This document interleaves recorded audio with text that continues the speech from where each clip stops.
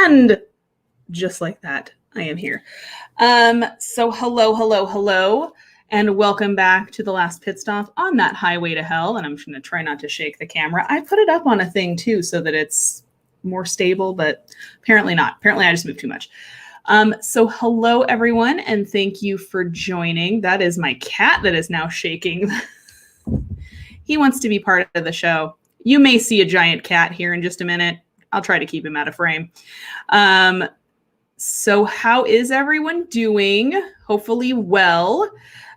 This one, guys, this one is going to be a tough, this one's going to be a tough one.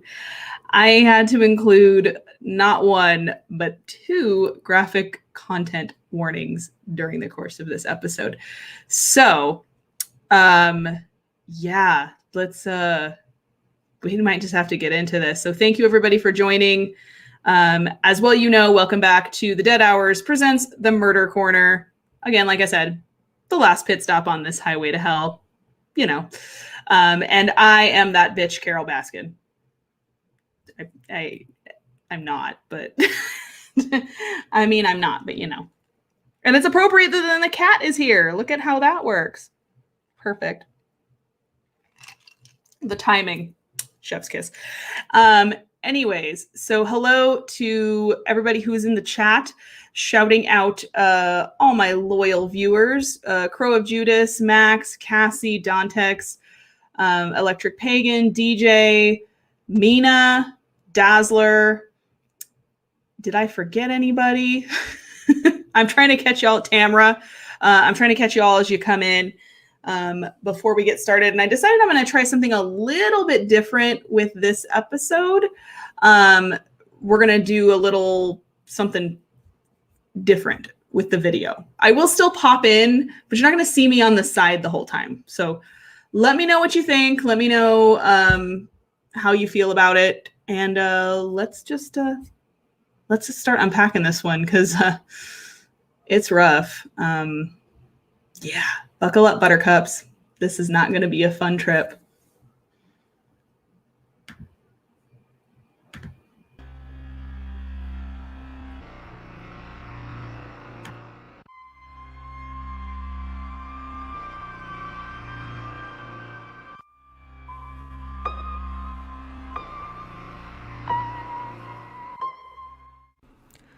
On December 26, 1980, a convict was found awkwardly sprawled across his cot in his cell.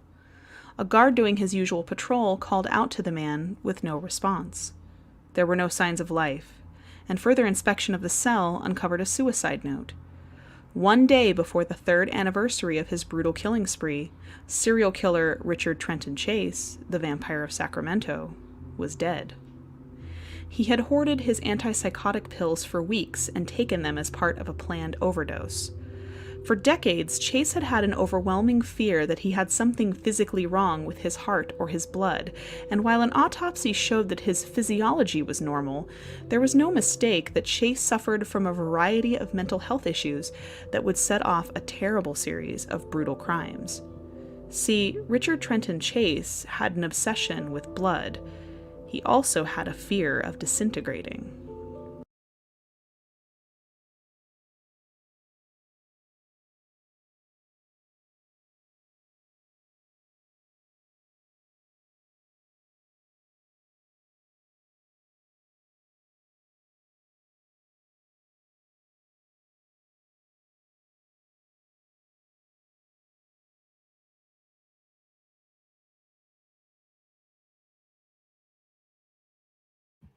I forgot to unmute. So let's just rewind for a second. I got a few things to say about that photo first and foremost. So I hate that picture. I hate that hangdog. I don't understand what I did wrong. I only put people in a blender. I don't know why I'm in jail expression he has on his face. Because, no, Richard. May I call you Richard? Fuck that. We're going to call you Little Susie Fucknuts for the rest of this episode. So, Susie, answer me a question. You put people in blenders and you don't know why you're in jail? Okay. We'll put a pin in that and we'll revisit it. Also, anyone else, when they were looking at that picture, and I did this to myself when I was putting the slideshow together, notice that really looked like Jared Leto, and I really hate that I've made that connection in my head because that is all I can see now. That is all I can see now with that photo. And I'm really surprised that no one has made a Jared Leto cast movie of this asshole's life. Anyways, continue me.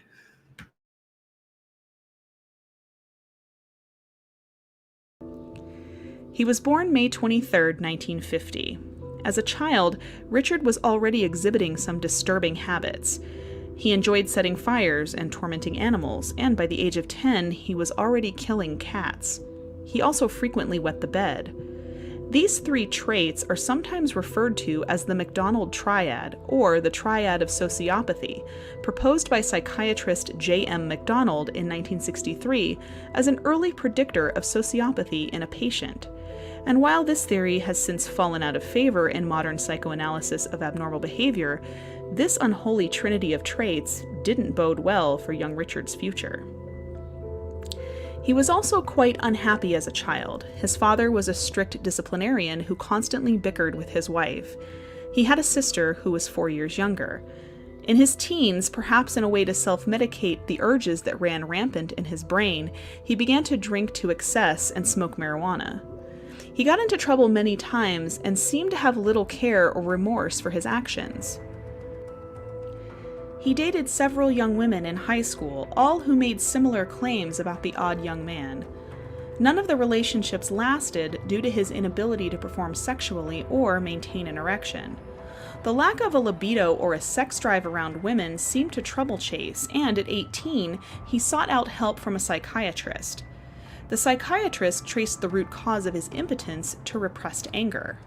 The psychiatrist also seemed to suspect that Chase was suffering from a larger overall mental illness, but did not recommend treatment or hospitalization at this time. Big mistake. Huge mistake. Yeah, I think he's pretty fucking crazy, but let's not put him in the loony bin just yet. Let's see what he's gonna do. No. Should not have done that. Should have immediately clapped. Look at this giggly fuck. Look at this picture. Look this way. Look at this picture right here. That right there. You're going to tell me you're not going to clap that sucker in irons and shove all the pills down his throat and lock him up? No. Okay. Yeah, no, he definitely had more than just an untreated mental illness. And we're going to get into that in just a minute. So get used to seeing some mugshots because he was arrested quite a few times before the killing spree even started. So he was arrested for like weapons charges and drug charges and a lot of that prior to all of this. So that put in combination with basically the serial killer trifecta that he was doing at age 10 of setting fires, wetting the bed, and killing and torturing small animals. Already, again, this man was not just a singular red flag. He was the factory where they make red flags. He was the red flag king. And yeah, still people are like, yeah, I think there's something wrong with him. I think. Nah, let him go. It's fine. Anyways, continue me.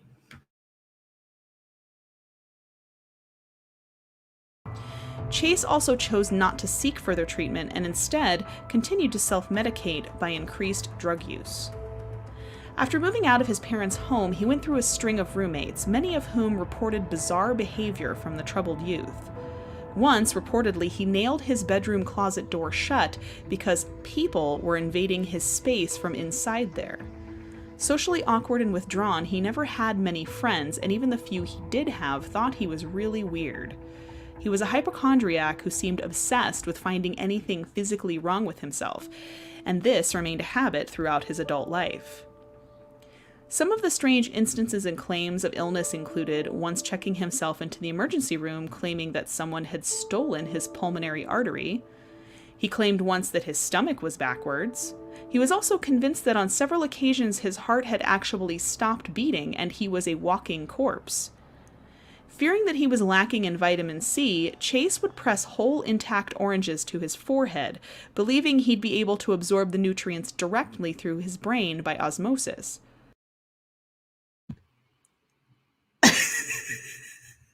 Okay. Okay. That's a new one. I thought it was the height of Crazy Town when he was like, showed up at the emergency room. Sir, oh my gosh, sir, what's wrong with you? Someone stole my pulmonary artery. What? How are you standing here talking? How are you whole oranges pressed to his forehead like this. Like this. I mean, less stylish than this, but whole orange.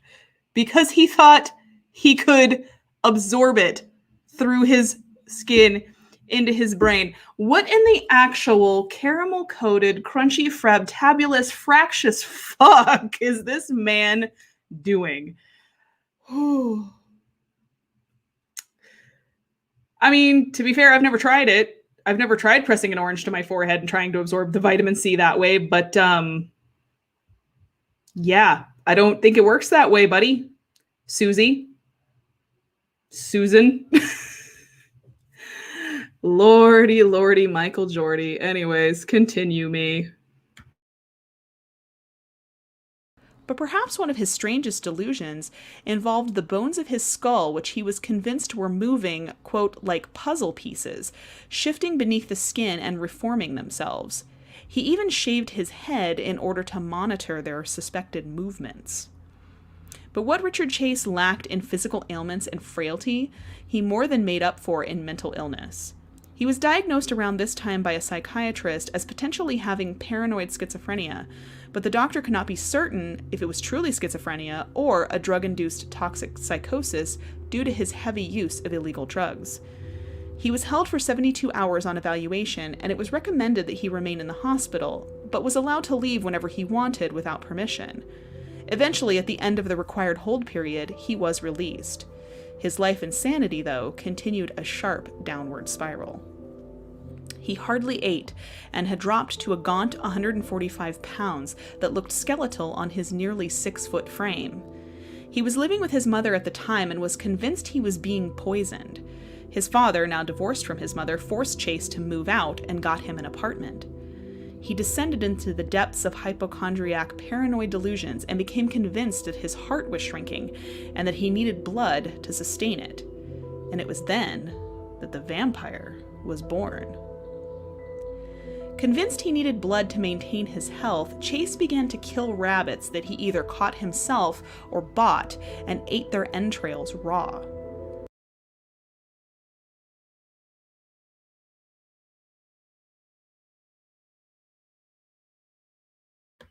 First of all,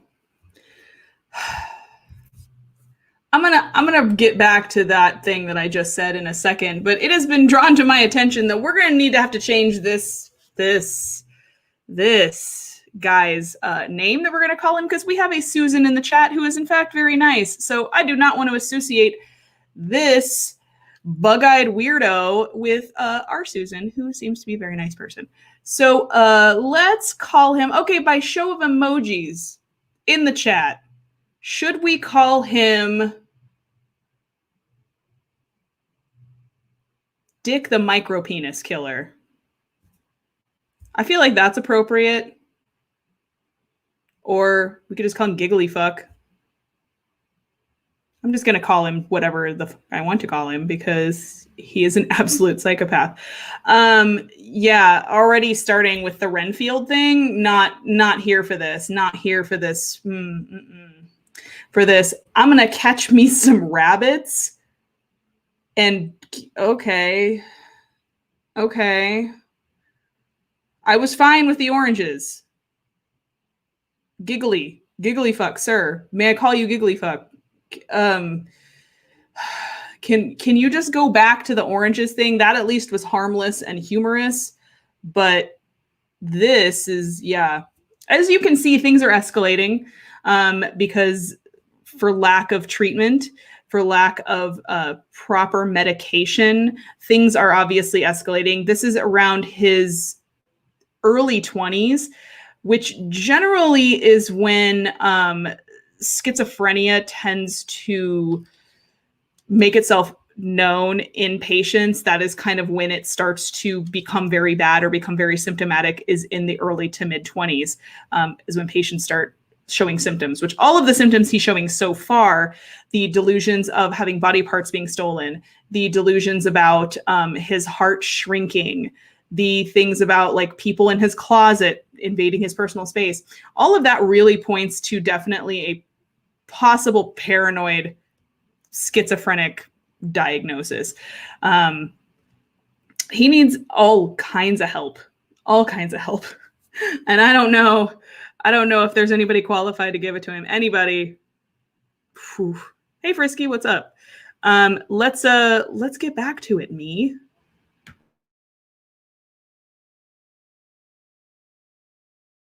Sometimes he would blend the animal's intestines with the blood into some unholy vampiric smoothie and drink it. He even injected rabbit blood directly into his veins, but quickly became very ill from doing so. He was convinced that the rabbit he had gotten the blood from had ingested battery acid that had then seeped into Chase's stomach, but the fact was that he had gotten a serious case of blood poisoning from injecting foreign animal blood into his veins with a dirty needle. This act and illness was what finally landed Richard Chase in an institution at the age of 25. He was diagnosed as a paranoid schizophrenic with somatic delusions. He even earned the nickname Dracula at the hospital due to his habits of killing small creatures like rabbits and birds that would cross his unfortunate path. Hospital workers once found Chase with blood smeared all around his mouth and 2 dead birds, their necks broken, outside of his window.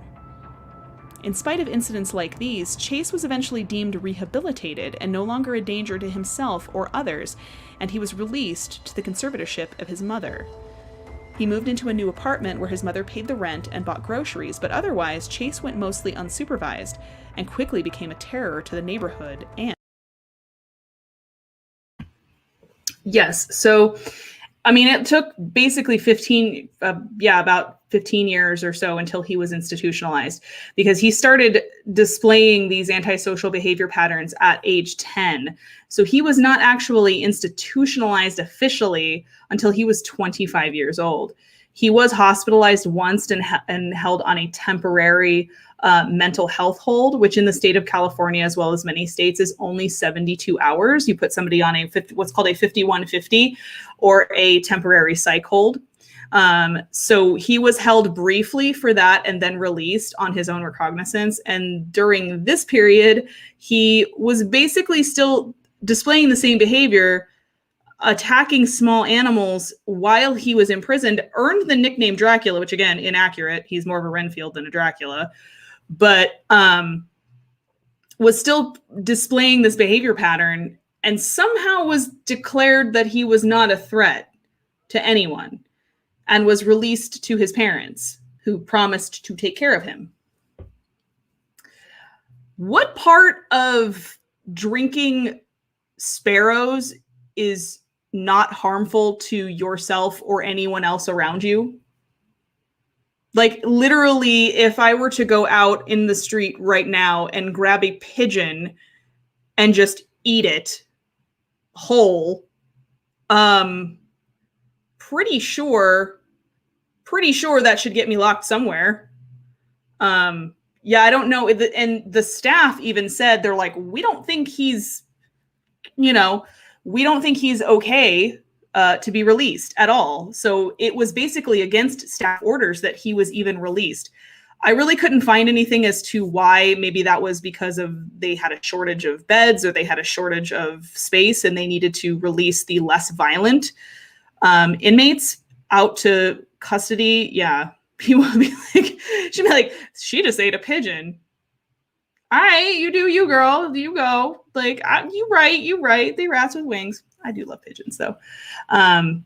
So it's either, it was like either that or he faked. A lot of times sociopaths will also get used to giving the correct answers that staff and doctors want to hear. Carl Panzram did it. Various other serial killers have done it, have basically faked their way out of mental institutions because they've just know what the doctors want you to hear. They just know the common answers that say like, oh yeah, are you having harmful thoughts? No. Fingers crossed behind his back. Yeah. So as you can already tell, this is not going to end super great. So continue me. And any pets that lived there. He would catch and torture cats, dogs, and rabbits and drink their blood. He once even stole a dog from a family and then called the family to tell them what he had done to their beloved pet.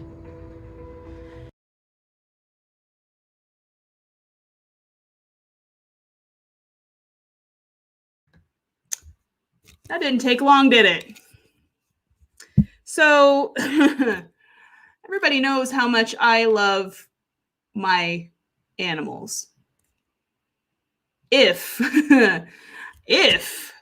this right here, that guy over there, if he were to even try it, much less to call the family after the fact and say, oh yeah, I killed your pet. Let me catch him in daylight. Let me catch him in daylight because I will peel him like a banana and turn him into a festive windsock. Yes, I will. Without a second thought. Yes, I fucking will. I mean, the violence to humans aside, I'm like, he did what? Oh no. That's not what we're doing today, Richard. I keep hitting the microphone. So, yeah, no. Anyways, yeah, it just gets worse from here, guys. Apologies. Continue me. It was at this time that Chase also bought guns and began to practice with them. And while he was prescribed medication for his condition, he was largely unsupervised, and his mother, perhaps in the most boneheaded, unfit parent of the decade move, weaned Chase off the drugs herself as she decided he didn't really need them. The conservatorship that kept Richard Chase on a loose leash expired after a year, and his parents did nothing to renew it, leaving him fully to his own delusions and devices. The full extent of the grievous mistake of this decision would be made clear to Chase's own mother soon enough. One day her son paid her a visit. She heard a loud sound and opened the door to see her son holding a dead cat in his hand. He threw the creature to the ground and tore it open with his bare hands, smearing its blood all over his face and neck. His mother did nothing and never reported the incident. On August 3rd of the same year, police officers would discover Chase's Ford Ranchero stuck in the sand near Pyramid Lake, Nevada. 2 rifles lay across the seat along with a pile of men's clothing. Blood smears on the upholstery and a white plastic paint bucket filled with blood and a fresh liver instantly aroused suspicion. When the officers spotted Chase in the distance, he was nude and covered in blood. He fled but was eventually caught. He claimed the blood in the bucket was his own, that it had seeped out of him. The liver was found to belong to a cow. Around the same time, operating not far from where Chase called home, was another serial killer who was grabbing the headlines and plunging the Bay Area into fear. The Hillside Strangler, later discovered to be 2 men, Kenneth Bianchi and Angelo Buono, were striking fear into the hearts of women across Northern California. And in the sublimely unstable Richard Chase, the Strangler had found a fan.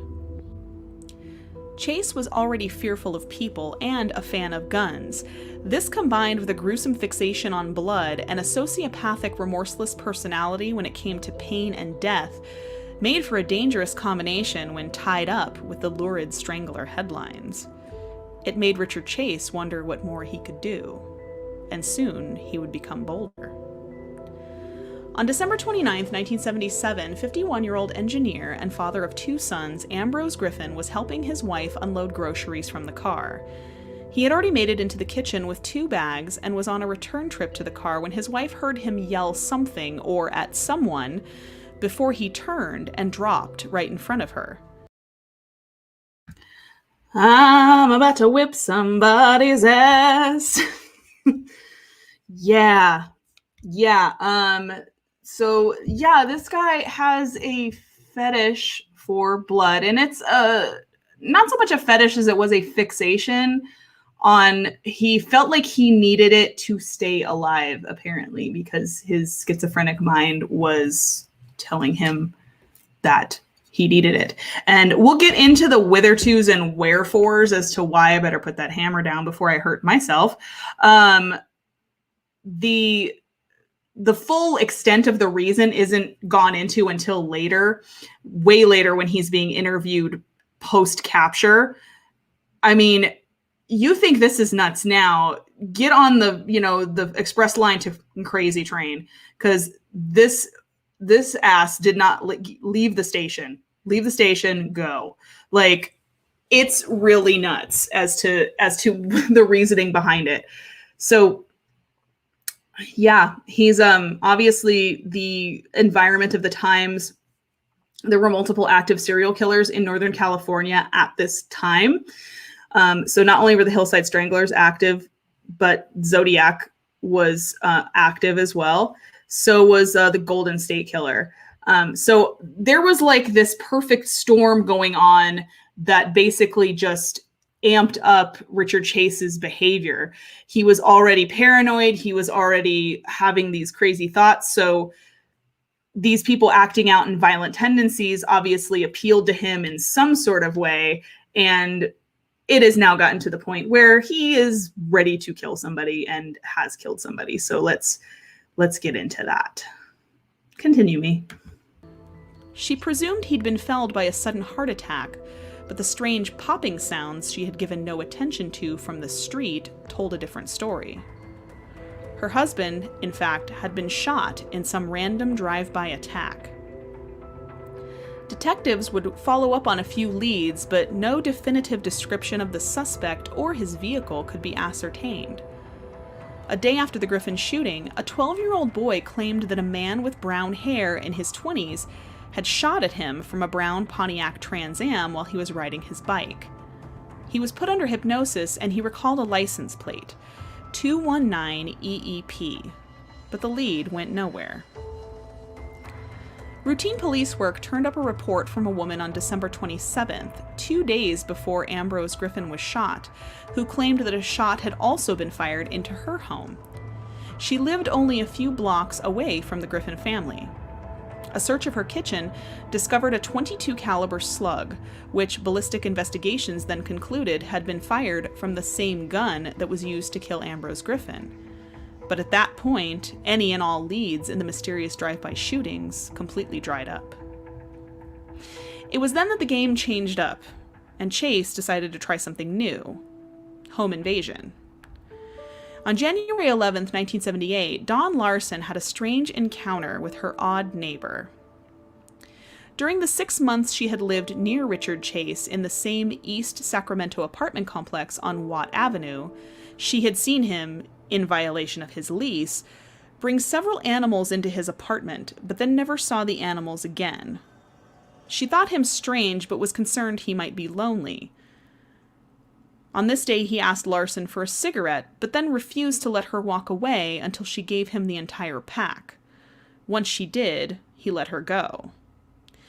About 2 weeks later, on January 23rd, Jeannie Layton noticed an unkempt and haggard-looking young man walking towards her. She watched as he tried her patio door at 2909 Bernice Street, but found it locked. He then attempted to gain entry to the home through the windows, but found them locked too. He returned to the patio door where Mrs. Layton met the would-be intruder face to face. He showed no fear nor an ounce of emotion as he stared her down. He then turned, lit a cigarette, and left, walking away through her backyard. Point of order. This motherfucker really just walked up to someone's house while the person was there, looked them dead in the eyes after trying to break into their home while the homeowner was present, lit a cigarette, and walked off.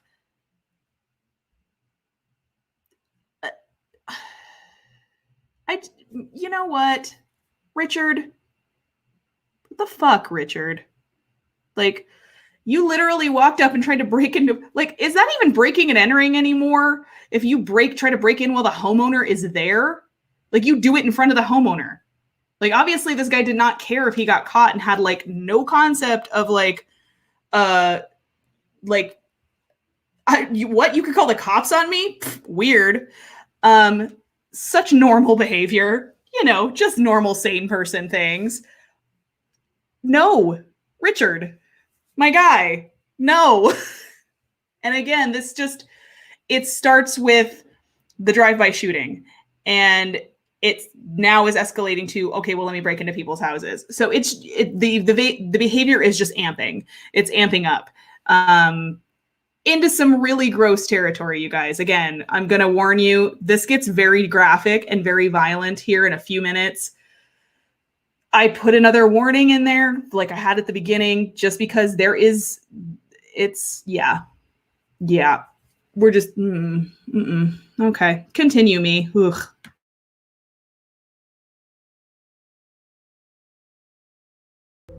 She was one of the few who would stare Richard Chase in his soulless eyes and walk away with her life.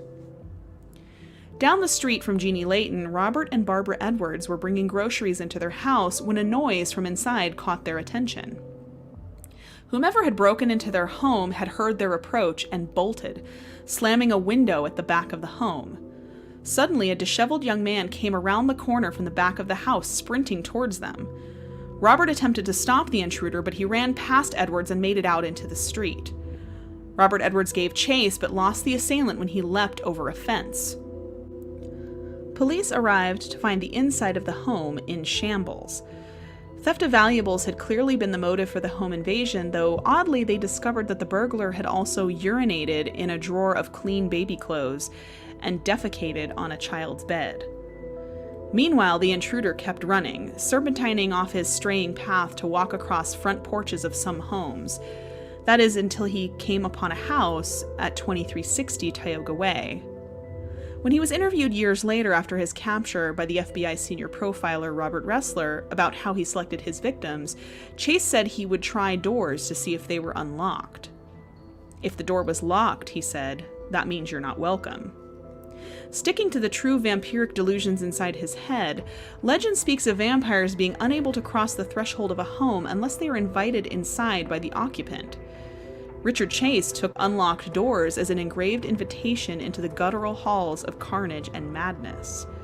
And unfortunately for 22-year-old Teresa Wallen, she had not locked her door that night. And what ensued in the small tract house on Tioga Way was nothing short of the stuff of nightmares. Teresa Wallen had been taking out the trash when she encountered a disheveled and dirty man coming through her door. He had a gun in his hand.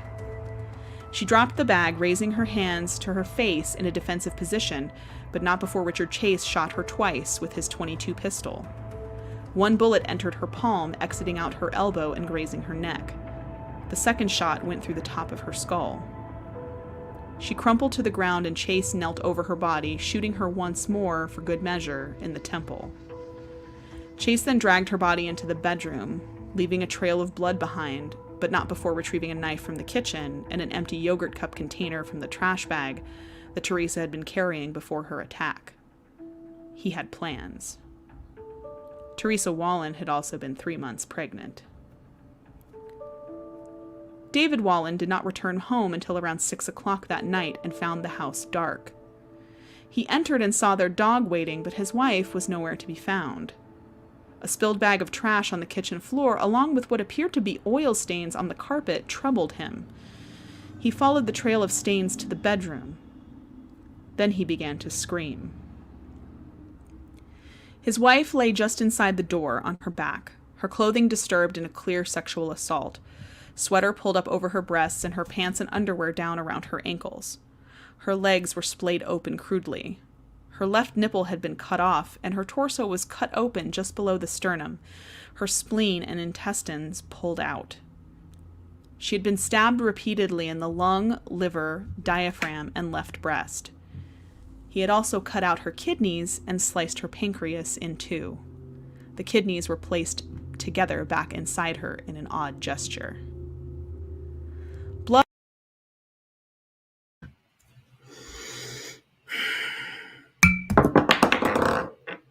Okay. Yeah. That, I warned you guys. I warned you this was going to be gross and fucking terrible. This motherfucker. Ugh.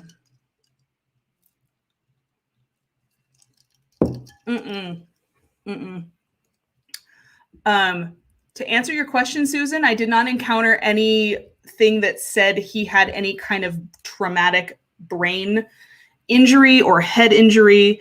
I have encountered several serial killers when I do the backstory on them, like John Wayne Gacy did, Ken Rex McElroy did, and a few others have had accidents in their youth that have related to severe or mildly severe concussions. Nothing with this one. I think this one, he was just bad seed. Just throw the whole kid out and start over. Yeah, it's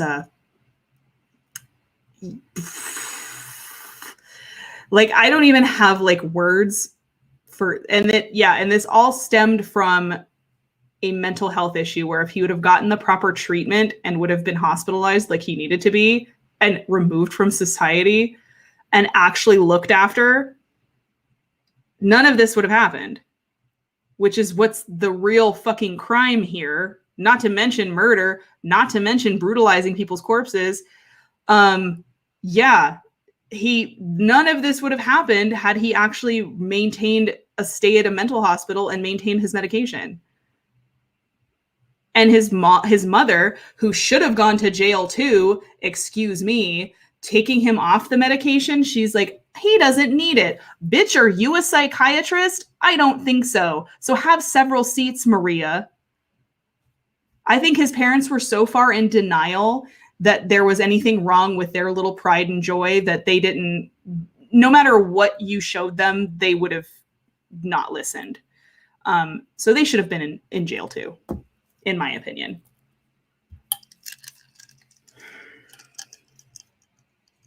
But continue, me. Blood was found in the bathroom, and it was discovered that Chase had smeared Terry Wallen's blood all over his face and hands. The yogurt cup he had removed from the trash was found bloodstained and discarded, as if he had used it as a crude receptacle to drink her blood. There were rings of blood around the body where someone had placed a bucket and moved it around in an effort to collect even more blood. Despite the scene of utter carnage and degradation, the most heinous act had to have been the animal feces that he had retrieved from the yard and stuffed into his victim's mouth. 2 days later, a puppy was found mutilated and killed not far from the Wallen home. A strange man with greasy, stringy hair driving a ranchero had approached the family who was selling the pups and bought two. He seemed unconcerned whether he got a male or female. Another puppy from the litter was later found dead also. But a switch had been flipped inside Richard Trenton Chase's mind. He was escalating, and now that the carnage had begun, it would not be stopped. On January 27th, 38-year-old Evelyn Marath was babysitting her 20-month-old nephew, David Ferreri, at her home about a mile away from the Wallen residence. Also in the home was her friend, 51-year-old Dan Meredith, and her 6-year-old son, Jason. She was supposed to send Jason over to a friend's house, but the boy failed to arrive. Alarmed by this, the friend sent her daughter over to the Miroth home to check. The little girl reported seeing movement inside of the home from the front window, but that no one had come to the door. Neighbors grew increasingly concerned, and one finally entered the home, discovering the horror that had transpired there earlier that day. Dan Meredith lay dead in the hallway, a gunshot wound to his head. His car keys and red station wagon were missing. Blood was then discovered inside of the bathroom, and what appeared to be blood-tinged water inside the bathtub. Evelyn's body was found nude in the bedroom on the bed. Apparently, she had been taking a bath when she was caught off guard by the assailant. Her body was crudely displayed, legs splayed wide open. She had a gunshot wound to her head. Her abdomen had also been cut open and her intestines pulled out. 2 carving knives from the kitchen, stained red, were found nearby. But that hadn't even been the worst of it. Evelyn had been brutally sodomized by her killer while she was being murdered. He stabbed her through the anus and into her uterus at least 6 times. A large amount of semen was also found in her rectum. Several I hate this asshole! I hate this fucking asshole, you guys. I hate... Oh...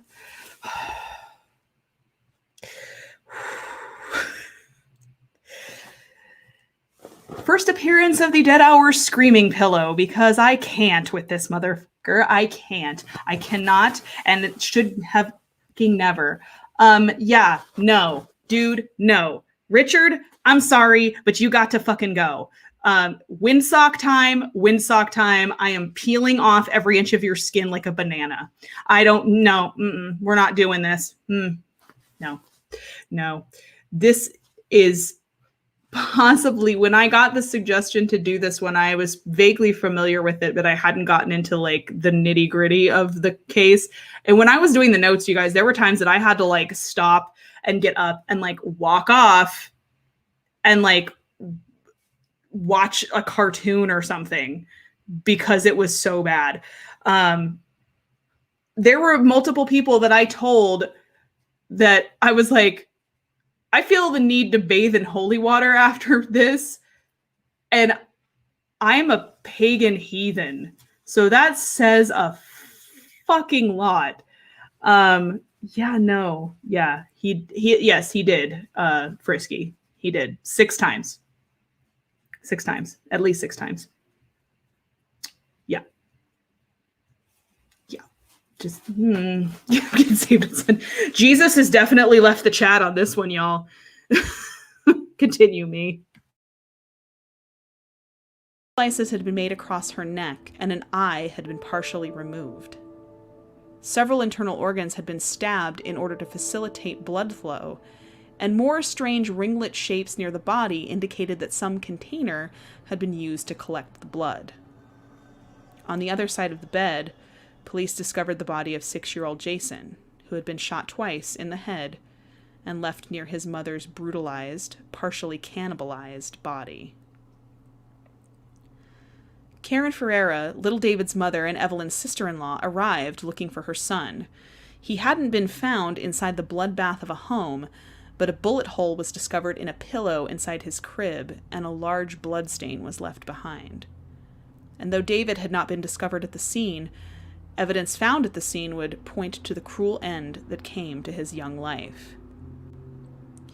It was discovered that, like Terry before her, Richard Chase had drank Evelyn's blood and had also mutilated young David in the bathroom. His head had been gashed open, and pieces of his brain were found inside the bloody water of the tub, but a knock on the door, perhaps from the young neighbor seeking out Jason, startled Chase, and he fled with the infant's body in Dan Meredith's station wagon. Bloody footprints all over the Miroth home resembled those of the ones found at the Wallen crime scene, and an 11-year-old girl who was an eyewitness to a stranger lurking around the victim's home at 11 o'clock confirmed that she had seen a strange man outside. She described him as an unkempt man in his 20s. As police followed up on this lead and sought the killer out, Chase returned home with David Ferreira's body and severed the head. He cut off the child's penis and used it as a straw with which to drink his blood. He also removed several organs and consumed them. I mean, I need Jesus after this, y'all. Like,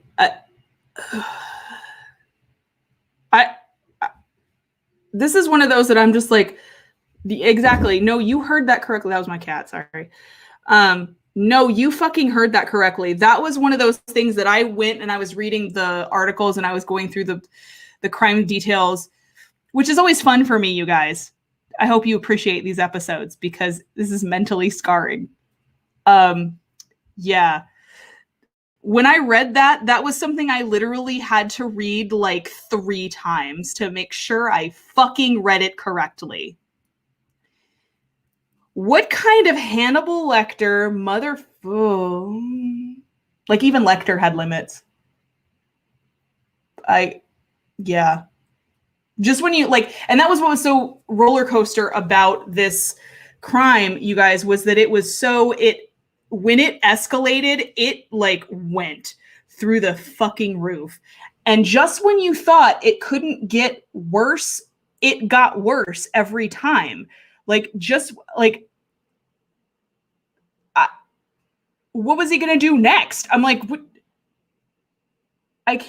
They've done movies on it, Crow. I actually talk about that. I mean, obviously they can't do a full on, I don't think, movie of it. Obviously, I've not seen either one of the movies that have been made about this case, but I do list them at the end of the episode. Continue me. Yeah, we're going to all need hugs after this. Fuck this guy.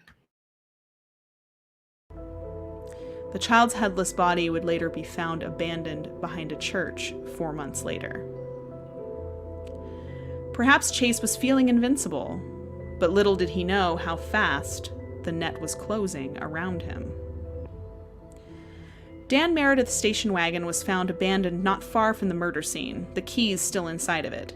Authorities didn't know it, but the parking lot where they located the car was only 100 yards from apartment 15 at the Watt Avenue complex where Richard Chase was living. The brutal nature of the crimes facilitated the FBI and its behavioral analysis unit to get involved in the case. Profilers Robert Ressler and Russ Vorpagel drew up a profile of the Sacramento suspect.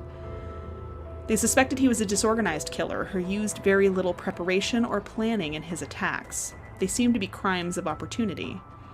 He left evidence at the scene, like footprints and fingerprints as well, and probably walked around with blood still on his clothing, as he seemed to care little for consequences. They determined that his home would be as sloppy as the places he ransacked, and that since he didn't seem to have a car, that he lived within walking distance of the crime scenes and maybe had been able to flee on foot. They determined him to be a young man in his early to mid-20s, unkempt and underweight. He would either have a history of mental illness or drug abuse, or both, and likely evidence of souvenirs of his crimes would be located inside of his domicile. He would be something of a loner, possibly also paranoid and living alone. He was likely also either unemployed or was living off of disability given his mental state. Many people living around the area were questioned, and while some had seen a man driving a red station wagon, no one gave a helpful description, save for one young woman who had her own strange encounter with Richard Chase. On the same day that Robert Edwards had chased an intruder away from his home, Nancy Holden had been shopping at the Town and Country Village shopping center. Okay, so before we get into that, the FBI profile was basically dead on. Robert Ressler and Russ Vorpagel, those guys know what they're doing. They basically nailed it. And when you see Richard Chase and you know about his background, you're like, yep, they pretty much ticked every box on that. He didn't consider getting caught. You're right, Electric. I don't think that was ever a concern of his. He was a disorganized killer in that he was driven by a singular thought. And what he was doing was, to him, self-preservation because of this paranoid fantasy he had about his heart disintegrating or something. Also, yes, Marlene, he was diagnosed at 25 as being a paranoid schizophrenic with somatic delusions, which if anybody doesn't know, somatic delusions are delusions of you having something physical, a physical ailment, something wrong with your organs, something wrong physically with your body. Yeah, exactly what Hart mean. A good point. I don't think he actually had one, and maybe that was the fucking problem.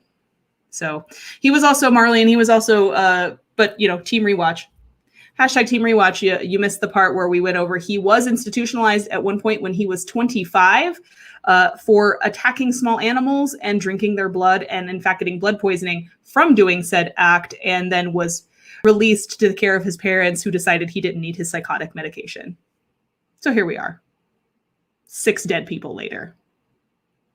I hope it was worth the trouble. Continue, me.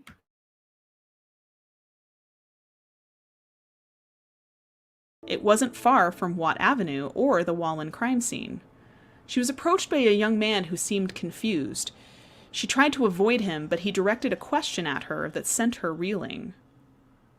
"Were you on the motorcycle when Kurt was killed?" he asked. She was floored. 10 years ago, she had been dating a boy in high school named Kurt, who had been killed in a motorcycle accident. She asked the young man who he was, and he responded, "Rick Chase." The Rick Chase that stood before her was not the studious and clean-cut one she had known in high school. He was dirty, wearing a shirt that looked like it was covered in bloodstains, and was gaunt and agitated in nature. He made her nervous. She talked with him for a few minutes, then managed to leave the store while he was still checking out in order to get away from him. Instead, he followed her out into the parking lot, determined to hitch a ride. She had been able to get in her car, lock the doors, and pull away before he could stop her. She knew she had been rude, but she just wanted to get away from him. After being shown a police sketch of a disheveled man who had been seen in the neighborhood wearing an orange parka, she recalled that Chase had also been wearing one the day he approached her. She identified the suspect in the sketch as Richard Trenton Chase. A further clue came from the registration information on a .22 caliber semi-automatic handgun. The gun was registered to a Richard Chase on Watt Avenue. Dawn Larson, watching the news and hearing about the crimes, recalled her encounter with her strange neighbor. She had seen a large map of Sacramento on the wall of his apartment, marked with black ink. She didn't want to make an enemy of the strange man, so she didn't report it. After hearing from Nancy Holden 5 days after the Wallen murder, detectives ran a background check on Chase and found that he had a history of mental illness, as well as a few drug busts and weapons charges. They found his address on Watt Avenue, and the Saturday afternoon after the triple murder at the Maroth home, detectives paid Richard Chase a visit. They knocked repeatedly, but Chase refused to come to the door. They then pretended that they were going to leave and waited. Chase emerged not long after with a box in his arms and made his way towards his car, where detectives then apprehended him with little to no resistance. They noticed he was wearing a stained orange parka and that his shoes also seemed to be stained with blood. A .22 handgun was found in his possession, also stained with blood. But the coup de grace was the discovery of Dan Meredith's wallet in Chase's back pocket, along with a pair of latex gloves. The contents of the box he was carrying also proved to be quite suspect: blood-stained rags and papers. Chase was taken to the police station, where officers urged him to confess. He admitted to killing several dogs, but staunchly refused to discuss the murders.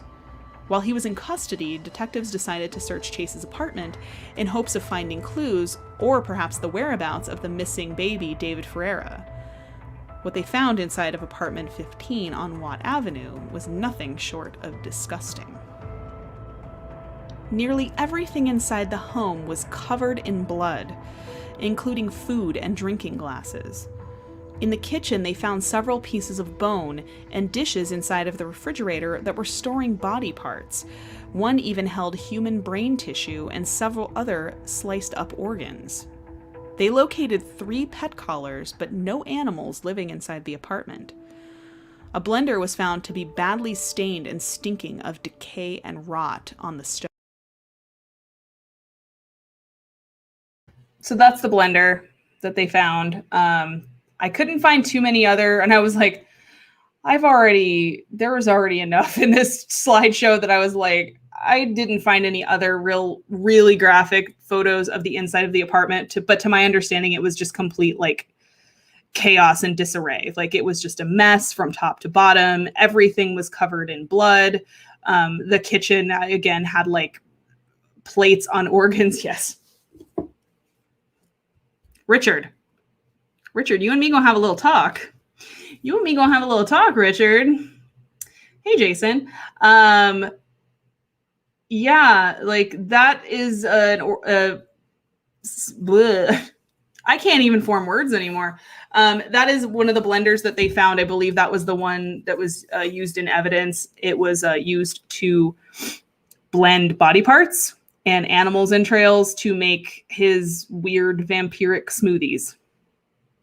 It was found in plain sight. All of this stuff was found in plain sight. None of it was hidden. It was just everywhere in this apartment. So I've heard the theory that the inside of someone's home, the condition of it displays their mental state or their emotional state. Yeah. That's all I have to say about that. This was a perfect example of that. Tamara, his mother did apparently come by and drop off groceries. I don't know if she went in the house. And even if she did, I think this woman was in so deep that she didn't say a damn thing because she had seen him kill an animal. Well, the animal was already dead, but she basically saw him smash an animal open in front of her on her doorstep and smear the blood all over his face. So the fact that she willfully ignored that makes me believe that she would also willfully ignore the rest of this mess inside of the apartment and would just probably was like, oh, that Richard, he's so quirky. He's about to quirky himself right into the fucking afterlife. Continue, me. Photographic overlays of human organs from an anatomy textbook lay on a table, along with a newspaper where ads regarding the selling of dogs had been circled. A calendar had the word "today" written on the dates of the Wallen and Maroth murders. Chillingly, the same word was written on 44 more dates yet to come during that year. Ominous indeed, but at least Chase was safely in custody. Evidence was gathered from Chase to be compared to that of the crime scenes and of the murder victims. There was plenty of blood on his clothing to be tested, and hair samples were taken as well. During the gathering process, Chase was complicit until they attempted to draw his blood for a sample, at which point he had to be restrained. His primal fear of losing his blood was as of yet unknown to the authorities. The police even went to Chase's mother's home in order to gain any more evidence or any clues as to where the, at this point, still missing infant had gone, but she proved uncooperative, even claiming that no matter what they discovered, it didn't prove that her son did anything wrong. After the eventual discovery of the slain infant's body, Richard Trenton Chase was charged with 6 counts of murder, and the state decided to seek the death penalty. As well they should. And guess what? I got a hammer for that woman too. You know what? That's, again, she was so in deep in denial. It was like, oh, it doesn't matter what you find because it doesn't prove he did anything. Mixcuse me? Mixcuse me, Brenda? Oh, no. Yeah, me and you are going to have a little talk with Mr. Hammer here. Come on into the other room. I'm going to need you to come over here. She should have gone to jail too. The dad, I don't know. He was divorced, living somewhere else, but throw him in the slammer also. Lock them all up. I'm done with this whole damn family. You know what? That's it. They're canceled. The whole family canceled. No more. No more of you. You shouldn't be allowed to make any more because obviously you make them wrong. Continue. Well, and that's Electric. You make a very good point. It's entirely possible because a lot of times it's been scientifically proven that mental health issues are inherited or can be due to genetics. So it's entirely possible that either she or the dad or somebody up that poisoned ass family tree had some mental health issues that they just willfully turned a blind eye to. If I had a hammer, and I do. Continue. Me. He did, Marlene. He had a sister. He had one sister who was 4 years younger. But that was it. And as far as we know, she didn't murder anyone. So she must have been the only good seed in the batch. I would change my name if I was her. Just saying.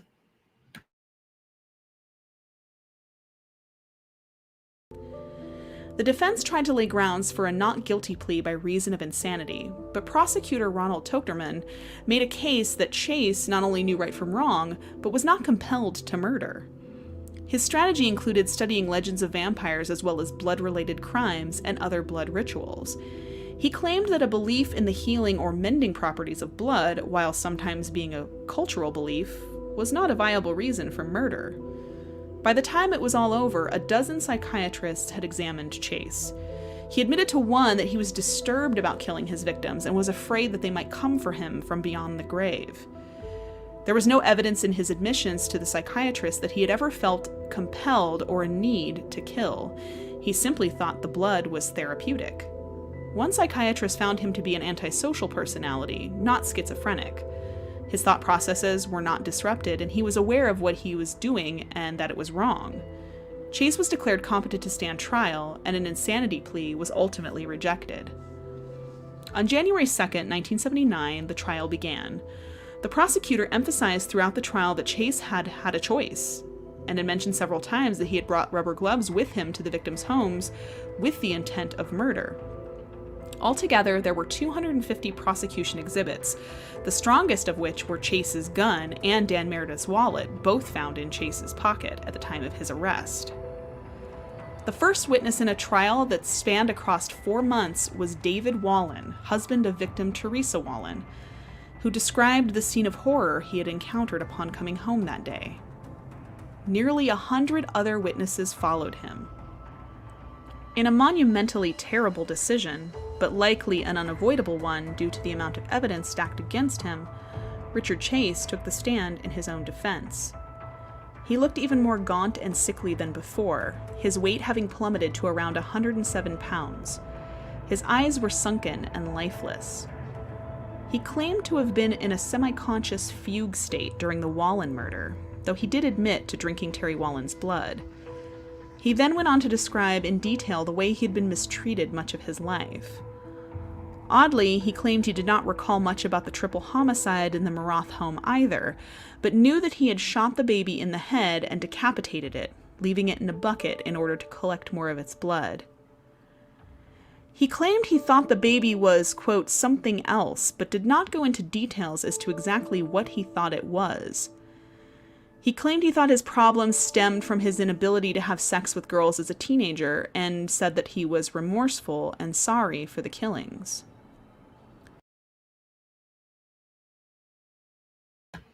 I can't get a boner, man, so I'm going to go kill some people and eat their organs and chop off a baby's head. Richard, no. No. We don't get to pull the I can't get a boner card, so I'm going to go slaughter a bunch of people and drink their blood wholesale. No, Richard. No. What we are not going to do today, Richard, is that. Okay? Okay. Continue, me. The defense asked for a verdict of second-degree murder to spare Chase the death penalty, since he was clearly insane and had never been given the proper medical help. The jury disagreed. And on May 8, 1978, after 5 hours of deliberation, the jury returned a verdict of guilty on all 6 counts of first-degree murder. A sanity and sentencing phase took place not long after the initial trial. During the sanity phase, the jury found Chase legally sane after deliberating for only an hour. It then took them 4 hours to decide that Chase should die in the gas chamber at San Quentin. The death sentence and imprisonment at the notorious San Quentin would not be the end of the saga of Richard Chase. Not just yet, anyway. Nor would it be the last time that FBI profiler Robert Ressler, the man who had developed the profile that had assisted in capturing the Vampire of Sacramento, would cross paths with his quarry. And it was there that the ultimate motive for Chase's sanguine obsession and the true depths of his insanity would be finally revealed. Ressler had been going around interviewing killers in order to add information about abnormal criminal psychology to the FBI's databases, and it was these interviews with Chase that Ressler would later recount in his book, Whoever Fights Monsters. Ressler describes that according to Richard Chase himself, sometime in 1976, he had begun to believe that his blood was turning to powder and that he needed to consume blood from other creatures to reverse this process. His sanity quickly deteriorated in the next year from the time of his arrest in Nevada in August of '77 until the murders began in December. Chase had also mentioned that the first killing of Ambrose Griffin had occurred because his mother refused to let him visit for Christmas. He also mentioned something to the profilers called, quote, soap dish poisoning.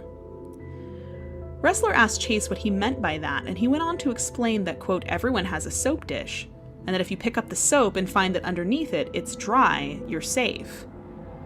But if it's damp and gooey beneath the soap, then you have the poisoning, which turns your blood slowly to powder. No, Richard, that just means you've used the shower. That just means you've used the fucking shower and there's water in it. Richard, you disgusting pile of human vomit. I agree, Crow should have been fed to the bears. Yeah, so due to a soap dish, his blood was turning to powder because somebody had sneaked poison into his soap dish. And then he had to consume blood to reverse the blood powdering process. That's what he believed, and that was the reason that he ended up killing animals and then went on to kill people. But wait, just when you thought it wouldn't get wackier, you're like, you know what? We haven't brought up Nazis and UFOs yet. Oh, hold on. You're getting ahead of me. Continue me. The powder then saps your energy and eats away at your body. Chase, in another bizarre series of claims to the FBI profilers, said that he was a Jewish witch and that he had been persecuted by the Nazis because he had a Star of David on his forehead, which of course he did not. He explained that Nazis were connected to UFOs, which telepathically commanded him to kill in order to replenish his blood. He claimed that the UFOs followed him around and that the FBI should be able to track them if they put a radar device on him. He then shoved a cup full of macaroni and cheese at Ressler that he had been secretly hiding in his pants pockets. He wanted the food checked for poison, as he thought the guards were Nazi agents who were secretly trying to poison his food, so he refused to eat. Ressler learned that other inmates were taunting Chase to kill himself, as they didn't want him anywhere near them. Ressler himself, along with mental health professionals, recommended that Chase be transferred to a psychiatric hospital for treatment, and while he was, briefly, he was ultimately returned to San Quentin, where his body was found the day after Christmas, 1980. He had left behind a brief suicide note about taking pills, and then had overdosed on 2 weeks' worth of his antipsychotic medication, Sinequan. And thus ended the life of one of the Golden State's most brutal and bizarre serial killers. 2 films were subsequently made about Chase's crimes, the 1988 film Rampage and the 1992 film Unspeakable. His case is also still used to this day by the FBI as the archetypal model for understanding the disorganized killer. One cannot help but wonder how different it could have been and how many lives could have been saved had Richard Trenton Chase been committed and not released from a mental health facility into the waiting arms of a vulnerable society.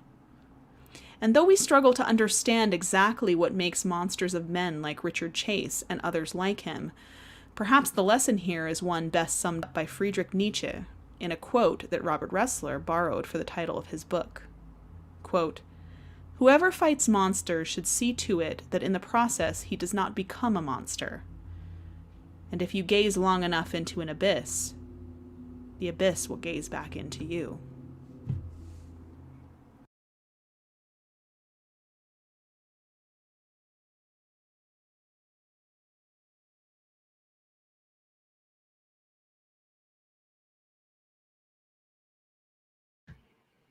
I keep forgetting to do that. And there you have it, guys. So that was the requested episode on Richard Trenton Chase. I would like to thank Cody from The New Reality for recommending Richard Trenton Chase as the subject of this episode, just because he's one that not a lot of people have heard of. He was, again, operating at a time when there were like 3 other serial killers at the very least, and then went right into the Night Stalker in Southern California. So he was operating at a time where there were all these other ones going on, and his kill count was relatively low for a serial killer. It was 6, and he was caught very quickly, just because he was so disorganized, and the FBI profile was so dead on. Which, by the way, if you guys ever want some intensely good reading, or if you are a fan of the show Mindhunter, I definitely recommend reading Robert Ressler's book or listening to it if you can find it on audio, Whoever Fights Monsters, because basically that's what that guy did for a living. And it goes over his life as a criminal profiler for the FBI, and the interviews he did with people like Ted Bundy, people like John Wayne Gacy, people like Richard Trenton Chase. So yeah, definitely good reading, but maybe go watch something lighthearted after this. Like, I don't know, people slipping and falling on ice or something, or a cartoon about puppies. I don't know. I feel like everyone in this chat needs a hug right now. Thank you guys. This one was hard. This one was hard. There was a lot, but I felt like it was a story that needed to be told here because, again, he's not very well known, and all of it stemmed back to basically mental health issues and untreated mental illness, which mental illness in this country, there's a crisis in mental illness. People go untreated all the time because they can't afford to get treatment or they don't have access to it. So this is the extreme of where this can go really wrong. And of course, those who don't learn from history are doomed to repeat it. Yeah, I mean, it started with forehead oranges, and then it took a turn. It took a savage turn. Yeah, this episode was rough. It took me a long time. It didn't take me a long time to edit, but it was just like to do the notes. It was like take a break, go like palette cleanser, come back, work on the notes some more, and then gathering all the slides and gathering all the photos. It was a time. I was real proud of this slideshow. Gross photos aside, of how the transitions worked. So I decided to do something, like I said at the beginning, a little different with this video, where I kind of full screened it and then I would just pop in on the side to add commentary. Do you guys like that? Because I'm like, you don't really need to see me sitting there reacting on the side to this stuff. Like, because it would just be literally me sitting there with a hammer like this for like half of it. So yes, of course, Susan, you're welcome. And I'm sorry you kind of walked in at a moment when we were using your name in vain. I'm glad we changed it. So I'm glad you guys enjoyed it. If you have any questions that I did not get, sorry, I keep moving the freaking camera. If you have any questions that I did not get to during the video that I missed in the chat, I think I got most of them. Or if you think of something even after the fact that you didn't get to, I'll never drink orange juice again, right? You never use a blender again either. There goes making mimosas and frozen margaritas. Fuck that out the window. So I mean, I have so many questions. Yeah, me too. There's questions that I'm like, I don't want to go down the rabbit hole any further, any further than I already have. So yeah, but if you think of anything that you're like, oh, I forgot to ask that, or oh, that's like a really like good question, pop them in the chat below.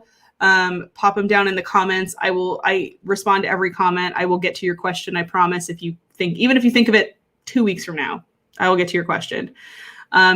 Don't forget to subscribe and like. If you haven't, share the video out. That is the biggest thing you can do to help out a channel like mine, that's basically competing against big shows like BuzzFeed Unsolved, and all that. So did she take Plan B? She should have. She should have before she had that one. Right? Gives new meaning to the whole bachelorette penis straws. Yep. No, not again. Never again. So seriously, guys, sharing out the video is the biggest thing you can do to help a small channel like mine, to get the word out. Because again, I'm, a very small creator. I do all this myself at my own expense. And the views all help get me to that point where I could be monetized by YouTube, where I can start, putting a little bit more money behind this and doing a little bit more for you guys and producing better content at a better level. So you don't have to contribute any money. You don't ever have to give me anything or buy merch. If you can't, you can't. It's okay. I'm sharing this particular. You can share any of the other ones, but maybe not this one. People might think there's something wrong with you if you share this one. But share any of the other episodes. But sharing the episodes is the most important thing you can do. That doesn't cost you anything. Or sharing the channel. That's also a most important thing you can do. Stay tuned on Paraflix if you're a subscriber, because I will have some new interviews coming up very soon. And then Marlene, yes, he is dead. He committed suicide in 1980 in prison. So he is good, which, I mean, fucking good riddance, right?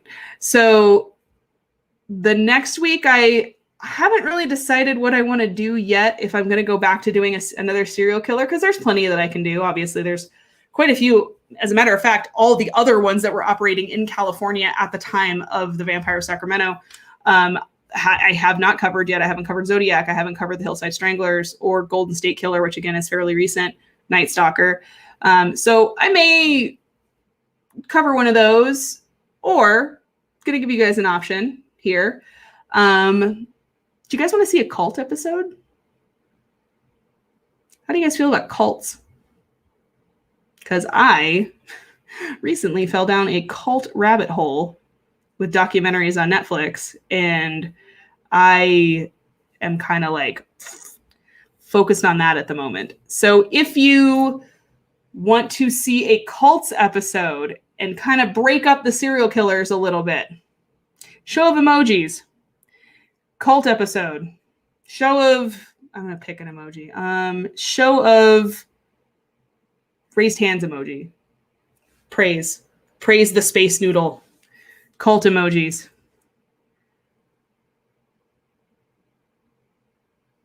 Let me see, praise the space noodle. Oh, Cassie, hell yeah. Yeah, and I was like, a lot of times people have heard about those killers, so it's like I try to get the ones that are like people haven't heard of, like this one. Again, thank you, Cody, for this suggestion. Sweet. All right, so next week we're going to do a deep dive into some cults with a bit of background, I think, on one of the more famous cults of all time. You guys know him as Jonestown. So we're going to do a little bit of a background on Jonestown, just so we have a understanding of cults, and then cover some actual modern cults that are still operational and in existence to this day. So, and then maybe we'll do another one, because there's plenty of cults to go around. There's a lot. All right, thanks guys. I know this has been a rough one. Please go get hugs and tacos, or like a frosty beverage, or hug a puppy. I don't know. I don't know. Whatever you need to palate cleanse after this one. But oh yes, the recordings of Jonestown are bad. I've listened to them. I've actually had to sample them for other things, and they're very eerie. I may sample them for the next episode. So we'll see. So good night, everybody. Just not orange. Just promise me you won't push oranges to your forehead. Just promise me you won't do that. Just please no. So yeah. And I have my hammer. You're welcome, guys. Thank you. Yeah, give your cats and dogs all the cuddles, all of them tonight. Cool cats and kittens.